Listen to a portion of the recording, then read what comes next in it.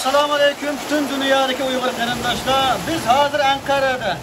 Qarasanglar mana bugun yomg'ir yaqib yo'l shu O'standagi qavatida. Chunki Turkiyada bir suv qisliq bordi. Allohga shukr, necha vaqtimiz yomg'ir yog'ib, mush ambala bo'shab ketib ketgan. Mush yomg'irlar bilan ambalar bo'shab, Turkiyaga bir Alloh bir barakat bersin deb o'ylayman. İnşallah yağdımıcık bereket Allah-u Teala vatanımızga bersin, halkımızga bersin. Allah vatanımızda, qarindoshlarımızda zalim Xitoy zulmidan baldı qutulishga nasib etsin. Suyumli qarindoshlarimiz, sözümün ahiri deyman, Türkiye'deki Uygur qarindoshlarimiz, bularni tun ayol yetimlarimiz bek qiyinchilik qoldi. Her yili Türk vatandaşlarımız yardım turibdi.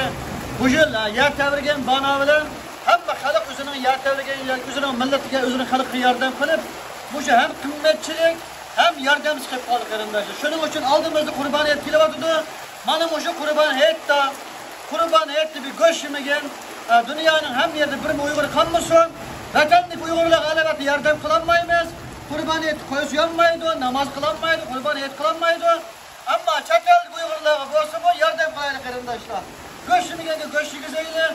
Yillardan beri bu hayit go'sht yemaydigan Uyg'ur qarindoshlar va oshlarni unutib qolmaylik qarindoshlar. Allah xalisa her yili ro'zat Qurbayatda xalqimiz, baylarimiz, sehiyelerimiz yardım qilgan to'ylar bilan biz butun xalq taqib keldik. Bundan keyin bu Turkiyadagi butun qiyinchiliklar qarindoshlar taqdimiz. Allah hammalarning yordamini qabul qilsin deyman. Alloh taolo butun dunyoga barakat bersin deyman.